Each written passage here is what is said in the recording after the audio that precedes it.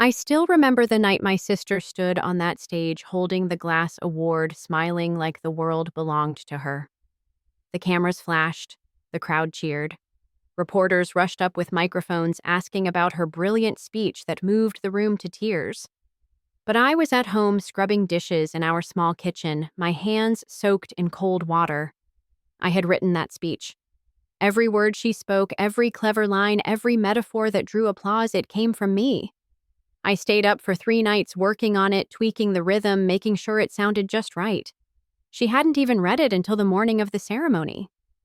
Still, when the applause came, she bowed like she had bled for every sentence. I didn't mind at first. I thought that was what sisters did. We lifted each other. We shared our light. When she won, we both won. That's what I told myself. That's what Mom said, too. But that night, when the news segment aired and I heard her say, "Writing is a gift, and I've always known I had something special to say," something cracked inside me. No mention of help. No mention of collaboration. Just her basking in praise built on my silence. And when I told my mom how I felt, she only said, "Don't ruin this moment for her. Be proud of your sister." So I smiled. I clapped. I swallowed the bitterness like I always had.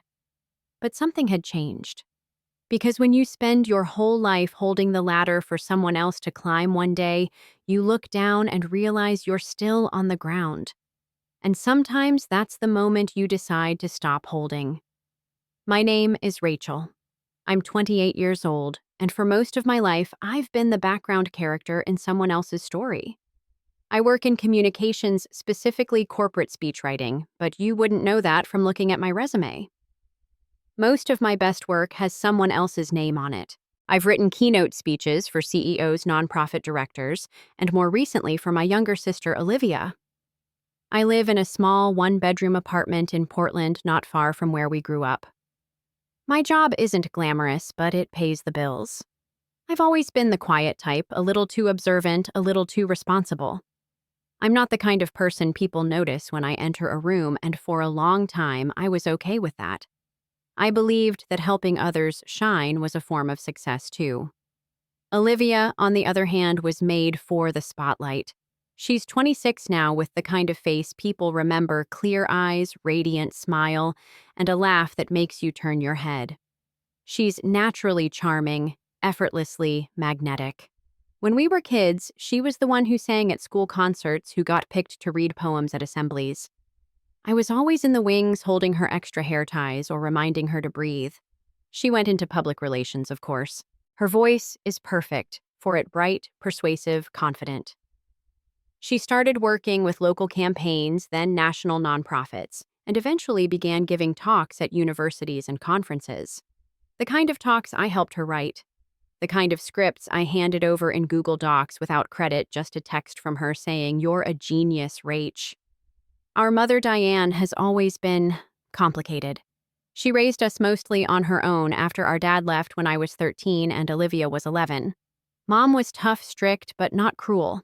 Just very focused. And Olivia, being the baby of the family, got most of that focus. I was the dependable one. The one who could make her own lunch, walk home alone, figure things out. I never gave Mom a reason to worry, so she didn't. When I got a full scholarship to study journalism, I turned it down. Mom was struggling with money, and Olivia had just been accepted into a private performing arts high school. I told myself Olivia needed the opportunity more than I did, that I could always go back to school later. Mom didn't ask me to give it up, not directly, but she didn't stop me either. "You're such a team player," she said. "You're like glue. You hold everything together." That became my role, the invisible glue, the background strength, the steady hands behind every success. I went to community college instead, studied part-time while working 2 jobs. Olivia flourished in school, performing on stage, building a network, making friends in high places. I was the one who revised her essays, proofread her college applications, helped her prep for interviews. It wasn't resentment, not at first. I was proud of her, genuinely proud. She was dazzling, and I believed that if she made it somehow, we both did. But there's a difference between support and erasure. There were moments, little ones, like the time she submitted a poem to a contest one I'd written as a class assignment and left on the kitchen table. She won. She cried. She thanked Mom. And when I asked her about it, she said, "You weren't going to use it anyway." Or the time her professor complimented her research for a senior project research I'd done while she was out on a weekend trip. She promised to tell him the truth. She never did. Still, I kept helping. I kept telling myself it didn't matter. That recognition was overrated. That family mattered more than credit. But over the years, something started to wear down inside me. The silences grew heavier. The applause got harder to hear. I found myself shrinking not physically but spiritually. I started hesitating before sharing my own ideas because I knew they might get borrowed. I stopped writing creatively altogether. It felt pointless. And Mom didn't see it. Or maybe she did and chose to ignore it. She was Olivia's biggest cheerleader. Every new gig Olivia landed, every article that quoted her, every photo she posted in a polished suit, Mom would beam with pride. "Look at my baby," she'd say. "She's going places." When I told her I'd gotten promoted to senior copywriter, she blinked and said, "Oh, that's nice. But guess what? Olivia's speaking at Stanford next month." I stopped telling her things after a while. I still saw Olivia often. We'd meet for brunch. She'd talk about the pressure of public life, the stress of performing all the time. I listened. I offered advice. I even helped her write a crisis response when a quote of hers was misinterpreted online. That statement, every word, was mine. But she signed it. She always signed it. She once joked, "You're the wizard behind the curtain, Rach. I'm just the girl with the microphone." She meant it as a compliment. I smiled. But it hurt. I didn't expect her to give up her spotlight. I just wanted her to remember who wired the lights, who built the stage. So when the national speech competition came around and Olivia asked for help writing her speech, I hesitated, just for a second. But then I said yes, like always, because that's what I do. At least that's what I used to do. The national speech competition was the biggest opportunity Olivia had ever received. She called me a month before the event, breathless with excitement. "They've asked me to speak at the Women in Leadership Summit. Rachel, this is huge. Keynote slot, live broadcast, national exposure. I need it to be perfect." She didn't ask for help outright. She never did. She just said, "You know how I get with pressure. You're the best at this. I wouldn't trust anyone else." It was the same script, different stage. And even though I felt that old ache, the sense that I was about to give more of myself than I could afford, I said yes. I told myself I'd set boundaries this time. I'd make sure she gave me credit. Maybe even let me attend. But deep down, I already knew how this would go. I had rehearsed the entire dynamic for years. She came over the next evening. I had coffee waiting. Her eyes were already scanning the room, looking for my laptop. "You're a lifesaver, Rach. Seriously." She sat cross-legged on my couch, scrolling through Instagram while I opened a blank document. I asked her what the theme was, what tone she wanted, any specific message she had in mind. She shrugged. "Empowerment, I guess." "Leadership. You know the drill." I knew the drill. I had written it a dozen times for executives, for fundraisers, for other speakers who didn't quite know what they wanted to say. I created the voice behind the voice. For the next week, I wrote draft after draft. I studied past speeches from the summit, watched audience reactions, tailored her story to fit the emotional arc the crowd would expect. I wove in just enough vulnerability to make her relatable but not weak. I wrote lines that would go viral. I crafted metaphors designed to echo. By the final version, Olivia was glowing. "This is incredible, like TED Talk level. Rachel, you're brilliant." And for a moment, I felt that flicker of pride again, that I had made something good, that someone saw it. But then came the familiar exchange. "Just send me the file, I'll tweak it a little for delivery." "Sure," I said. And like always, my name would disappear along with the track changes. The day of the summit, I watched it from my couch, alone. Olivia walked onto the stage in a cream-colored pantsuit. She looked calm, poised, electric.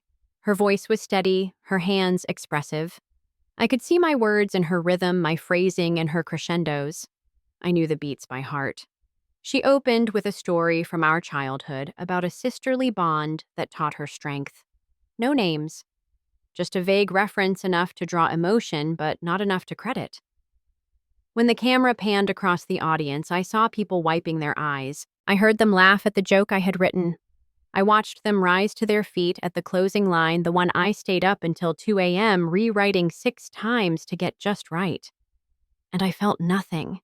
Not pride, not anger, just emptiness. Later that night, her photo was everywhere. Young Voice of the Year, the next star in public thought. Articles quoted her speech verbatim, my speech.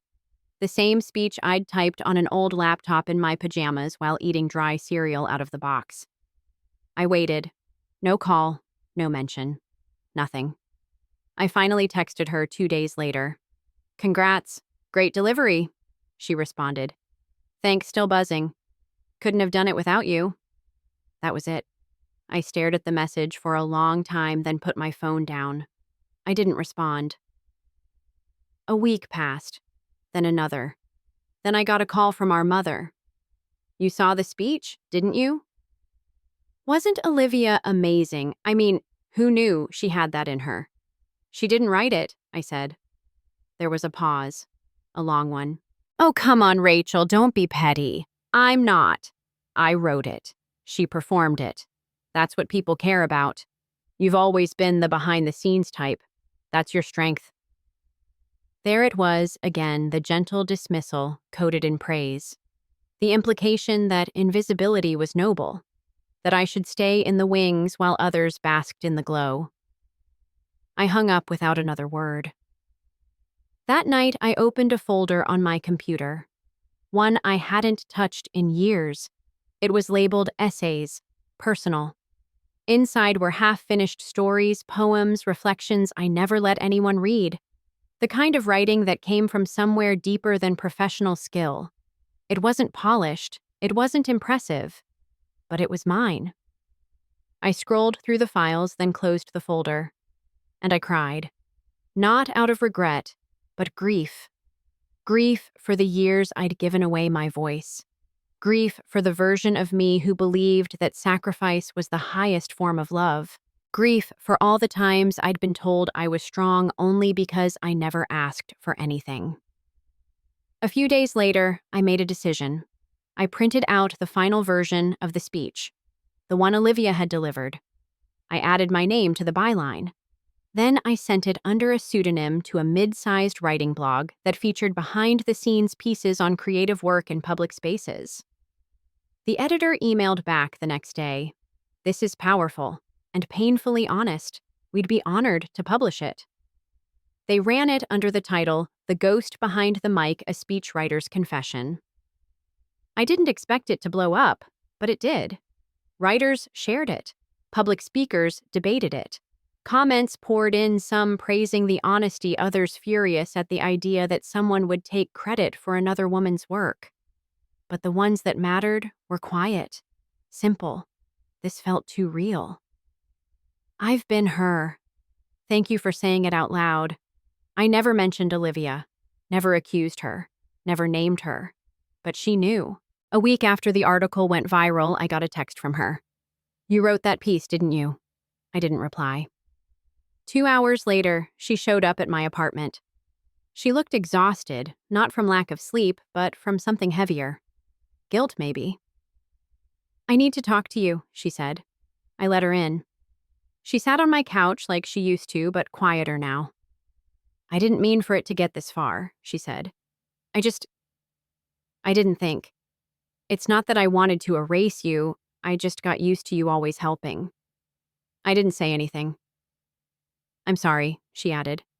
It was the first time I'd heard those words from her in years, maybe ever. And yet I didn't feel satisfaction, just confirmation. I can't do it anymore, I said. I can't keep giving away pieces of myself so you can feel whole. I understand, she said quietly, but I meant it when I said I couldn't have done it without you. That's the problem, I said. You could have. You just never tried. We sat there for a long time, not yelling, not crying, just two sisters staring at the crack between them, a crack that had been widening for years, and maybe for the first time realizing it wasn't going to disappear. 2 weeks later, everything unraveled. I was on my lunch break, halfway through a sandwich at my desk, when I got the email. It was from a freelance journalist who covered media ethics and public speaking scandals. The subject line stopped me cold regarding the authorship of Olivia Hart's keynote speech. My heart skipped. The message was short. Hi, Rachel. I've read your anonymous piece on the ghost behind the mic. I believe your sister's keynote is now in consideration for a National Communications Award. Several lines from your piece match her speech nearly word for word. I'm writing a story and wanted to offer you a chance to comment before publication.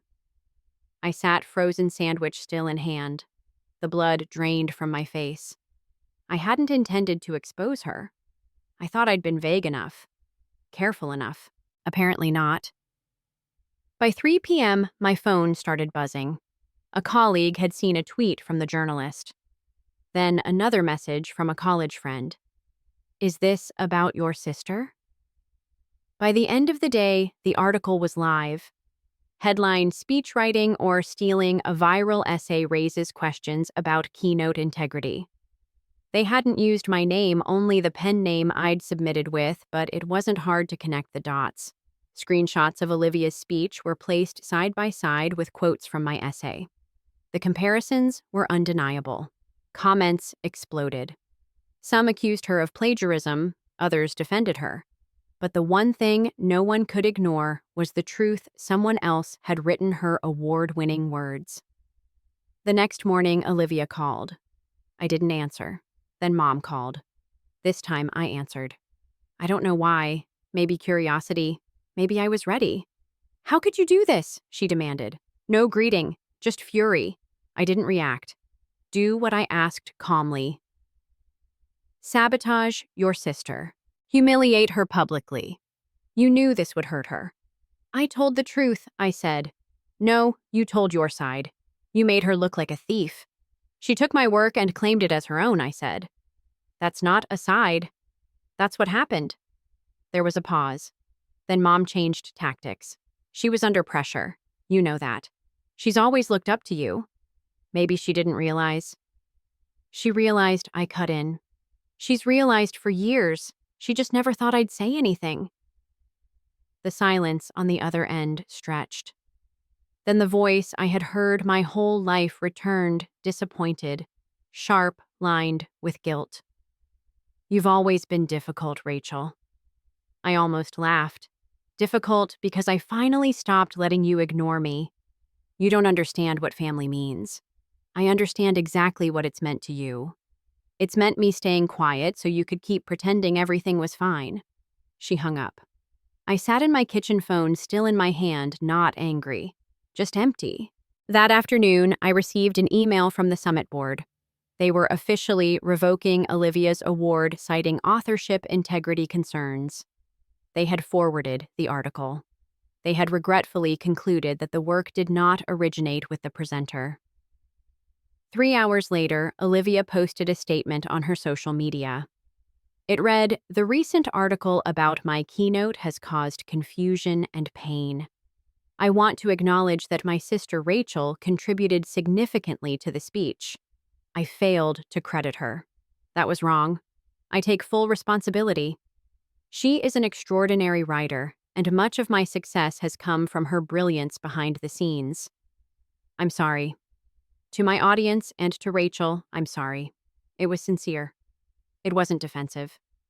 And it wasn't written by me. That mattered. I didn't respond publicly. I didn't need to. But I received dozens of messages from strangers, from past clients, even from professors I hadn't spoken to in years. One message stood out. A woman wrote, "Thank you for telling the story so many of us are too afraid to say out loud. I've been the silent sister, the ghostwriter, the backbone." I didn't know I was allowed to speak. I read that message 5 times. That night, I sat down at my desk not to write for someone else but for myself. No deadline, no audience in mind. Just me facing the blank page. For the first time in years, it didn't feel intimidating. It felt like possibility. That same night, Olivia called again. I let it ring and ring. Then I picked up. She sounded tired. I lost everything she said. "No," I replied. "You lost the illusion. What's left now might be real." She didn't argue. She asked if we could meet. I hesitated, then said, "Maybe, but not yet." "I understand," she said. "When you're ready." Before we hung up, she added quietly, "Thank you for not naming me. You could have. You didn't." And she was right. Because this story was never about revenge. It was about reclamation. About finally stepping out of the shadows and saying I was there. I built this. I matter too. A month passed.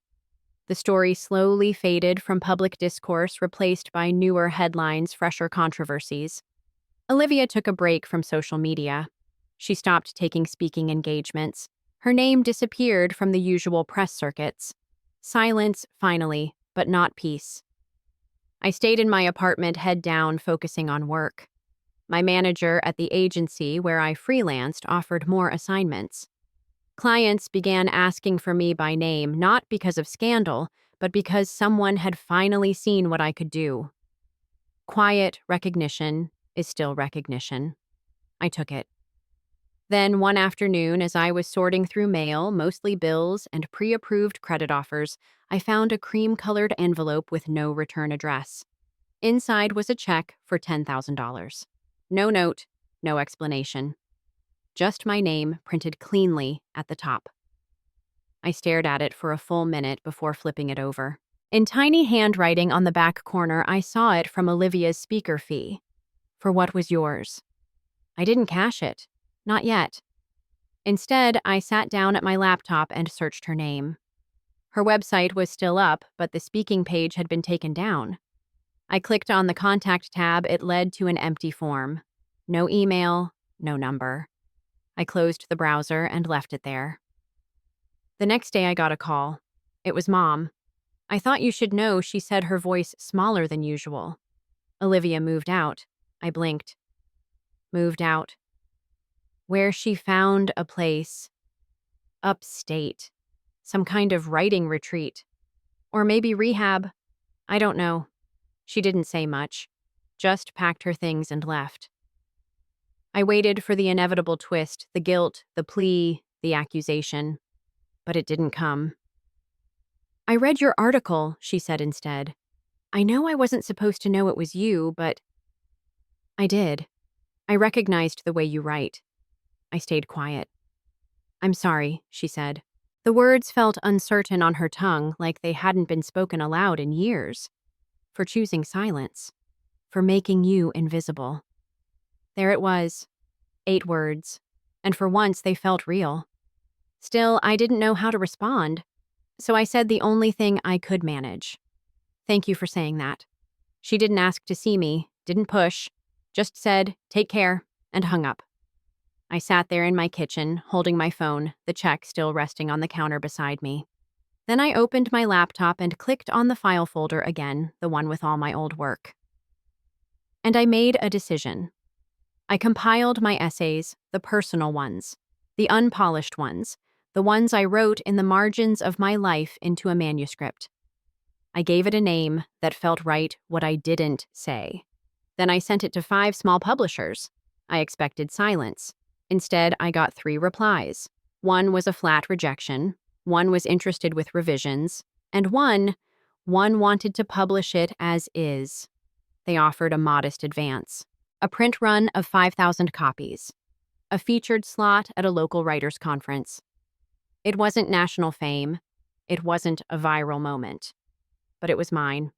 A few days later, I cashed Olivia's check not because I needed the money, but because it felt like something symbolic. Like she was finally returning a piece of what she'd taken. With it, I bought a new desk. A real one. Heavy oak second-hand with faint scuffs in the corner and a drawer that stuck a little when you pulled it. I placed it in front of the window where sunlight hit the surface just right in the morning. That's where I wrote my author bio. It said Rachel Hart is a writer based in Portland. After years of crafting words for others, she now writes her own. This is her debut collection. Simple? True. About a week before the book went to print, I got another envelope. This one was thicker. Inside was a letter. Handwritten, neat, precise. It was from Olivia. Rachel, I've spent the past month in the quietest place I could find. No phone, no noise, just pages and pens and silence. I've been writing too, not speeches, just memories. My own. I'm trying to figure out what parts of me were real and what parts I built to be loved. I don't expect forgiveness. I don't even know if I deserve it. But I wanted you to know I'm finally doing the work. The real kind, not the polished kind I used to perform for applause. You were the truth in my life long before I could face it. I'm sorry for taking your voice, for treating it like it was mine to use. If you ever want to meet, not to rehash the past, but to sit in the present, I'd like that. If not, I understand. I'll always be rooting for you. Olivia. I folded the letter and placed it next to the check stub under the drawer in my new desk. I didn't write back. Not yet. Maybe not ever. But for the first time in years, my story wasn't tangled with someone else's. It was mine, and it was just beginning. The book came out on a quiet Tuesday in early spring. No launch party, no press tour. Just a cardboard box left on my doorstep filled with copies that smelled like ink and paper and something else arrival. I opened the top copy carefully like it might break. There it was, my name, my story, no aliases, no ghost credits, no one else's fingerprints but mine. I didn't expect my family to say anything. I had long stopped expecting anything from them. But 3 days after release, Mom called again. She didn't mention the book at first. She asked how work was going, whether I was still living in the same apartment, if I'd gotten my heater fixed, all the questions that sound like small talk but carry something heavier underneath. Finally, she said, "Your aunt told me you published something." I nodded, though she couldn't see me. "Yes, a collection." There was a pause. "I read it," she said. Another pause. I waited. "You didn't make me look very good," she added. I exhaled slowly. "I didn't try to make you look bad. I just wrote what happened." I know she said, and that's the hard part. I wasn't sure what to say to that. So I said nothing. "I've been talking to someone," she continued. "A therapist. For the first time in my life. She says I have a habit of parenting from guilt." I didn't reply, but something inside me softened. "Olivia told me she wrote you a letter," she added. "She did. Did you read it?" "Yes." Another pause. Then, "Will you come home just for dinner? Just to talk. No speeches, no performances." I looked around my apartment. The quiet corners, the warmth of my desk, the life I'd built without asking anyone's permission. "I don't know," I said honestly. "That's fair," she replied. "It's just, I miss you." I believed her. For the first time in a long time, I believed she missed me, not the version of me who kept everything together, not the family glue, just me. "I'll think about it," I said. She didn't push. That too was new. A week later, I drove past the old house. Just to see it. The porch still had the same cracked step I'd tripped on when I was 8. The curtains were drawn, lights off, no sign of movement inside. I didn't go in. Instead, I parked a block away and sat with the engine running. I wasn't afraid exactly, just aware of the weight in my chest. Years of it, packed and layered. The heaviness of being invisible, of being expected to carry everyone else's emotions. But I didn't cry. I just sat, breathed, let the silence settle over me like an old coat. When I got home, there was a package at my door. No return label, just my name written in Olivia's handwriting. Inside was a first edition of my favorite childhood novel, A Wrinkle in Time. I'd lost my copy in college. Tucked between the pages was a note, "You were always the brave one." I just took the credit. No signature. She knew I'd know. I placed the book on my shelf next to my own. It felt right there next to a story I didn't write, but one that helped shape me, and a story I did write that helped free me. I didn't return to that house. I didn't show up for family dinner, but I didn't slam the door shut either. I answered calls sometimes. I responded to messages, not all but a few. Small steps, measured steps. I stopped explaining my boundaries. I simply lived them. And when my second book deal came through, a memoir this time, I didn't tell anyone right away. I let it be mine for a little while longer, because that's what healing felt like now. Not grand declarations, just quiet ownership of the life I'd rebuilt from silence. The second book came slower, not because I didn't have things to say, I had more than ever, but because I was learning to say them in my own time. Not out of pressure, not because someone was waiting for me to deliver their lines, but because the story was mine and I wanted to get it right. I titled it The Quiet Sister. It wasn't a memoir in the traditional sense. It was a hybrid, part reflection, part essays, part letters I never sent. Some addressed to Olivia, some to Mom, some to the girl I used to be, the one who always asked for so little and gave so much. I wrote about moments I hadn't even realized I'd buried, the feeling of my handwriting being praised when Olivia copied it for a school assignment. The tight smile Mom gave me when I won an essay contest, only to compare it to Olivia's solo in the spring recital. I wrote about choosing silence so often that it became a second language. It wasn't bitter. It wasn't revenge. It was me making sense of the things I never had space to say. My publisher loved it. They said it was deeply interior, but universally understood. They asked if I'd be willing to do a small book tour. Local bookstores, reading groups, maybe a podcast or two. At first, I hesitated. The idea of speaking in public, reading my own words out loud, terrified me. Not because I couldn't do it, but because I'd always been the one feeding lines to someone else. But this time, I wasn't ghostwriting. I was standing in my own name. So I said yes. The first event was at a cozy little bookstore in Seattle.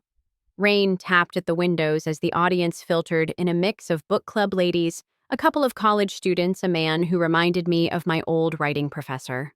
I wore a navy sweater and jeans.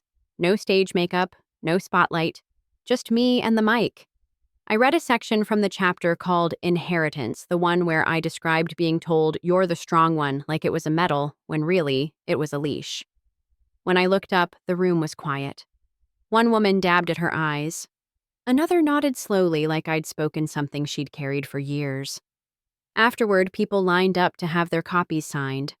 One woman leaned in and whispered, "I was the glue too." I nodded. "I know."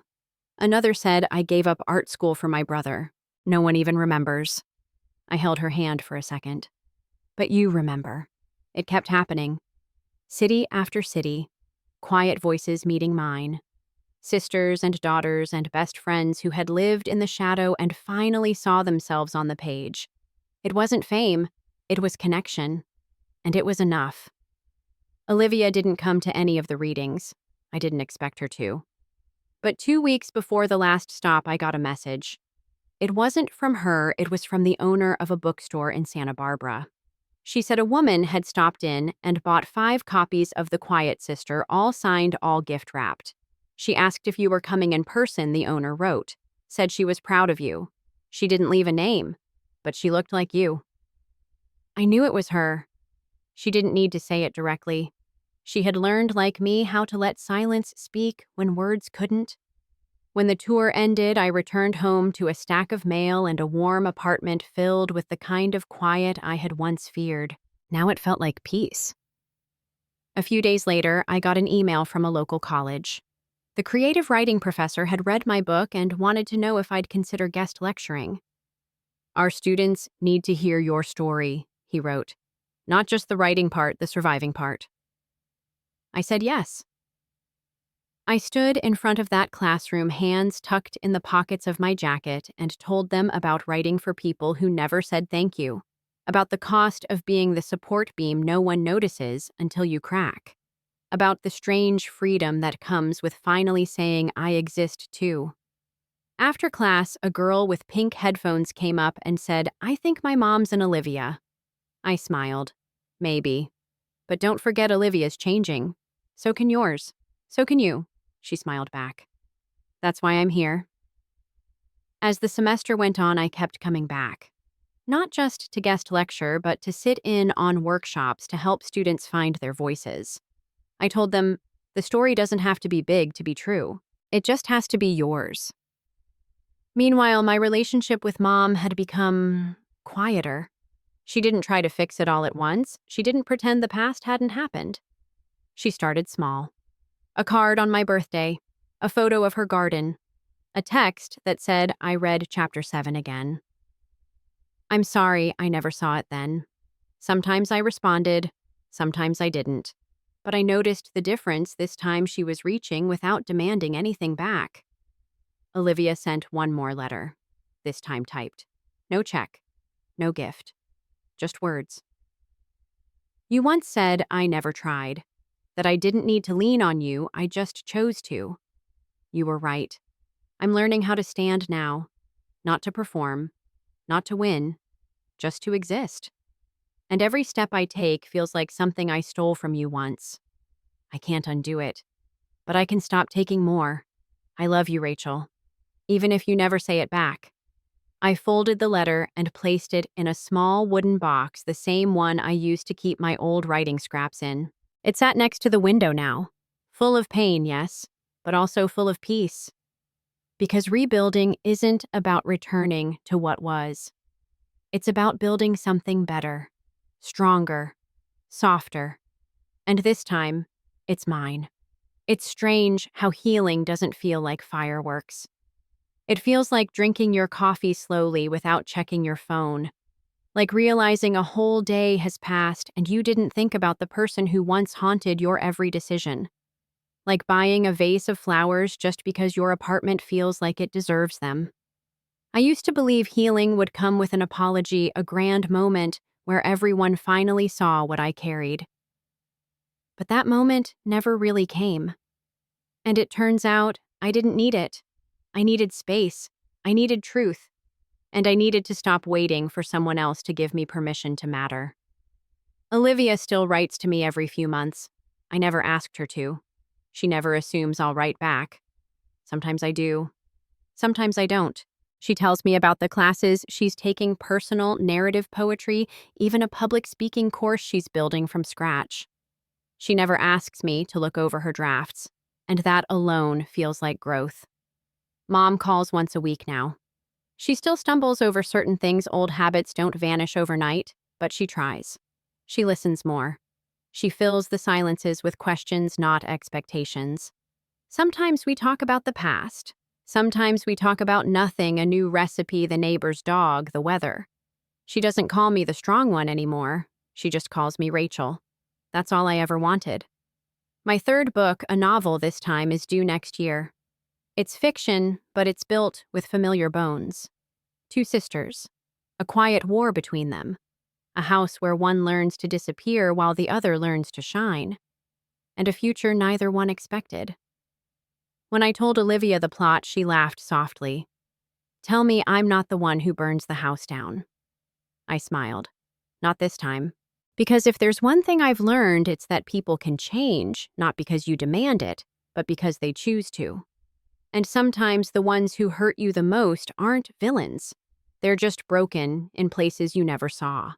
They're people who confused love with control, praise with performance, closeness with dependence. That doesn't excuse what they did, but it makes forgiveness possible not for them, but for you.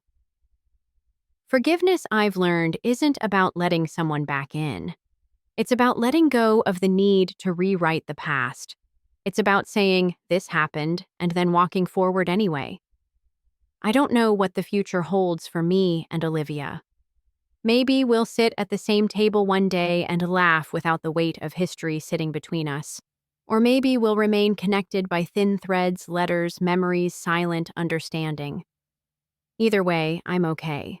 Because I'm not holding the ladder anymore. I'm not hiding in the wings. I'm not waiting for applause from people who never learned how to clap for me. I'm standing under my own light now, small, steady mine. And that's enough. If you asked me what I'd say to someone like me, someone who has spent a lifetime supporting shrinking, sacrificing, I'd say this: you're not selfish for needing space. You're not ungrateful for wanting recognition. You're not wrong for outgrowing the role you were assigned. You're allowed to ask for more. You're allowed to leave the room if it makes you feel small.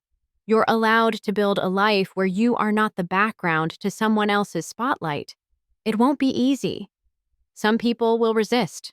Some will try to pull you back into the script they're comfortable with. Some will call it betrayal. Others will call it a phase. But none of that matters. What matters is that you write your own ending, not the one they expect, the one that feels true, the one where you stop apologizing for existing, the one where you stop whispering your name and start saying it out loud, the one where you finally stand in the center of your story and say, I was here, I mattered, and I'm not sorry anymore. That's how I end my lectures now. That's how I sign my books. Not with thanks to those who once doubted me, not with bitterness for those who used me, but with a simple truth I earned the hard way. To every quiet sister, you never needed to be loud to be worthy. You just needed to be heard. And finally, I am.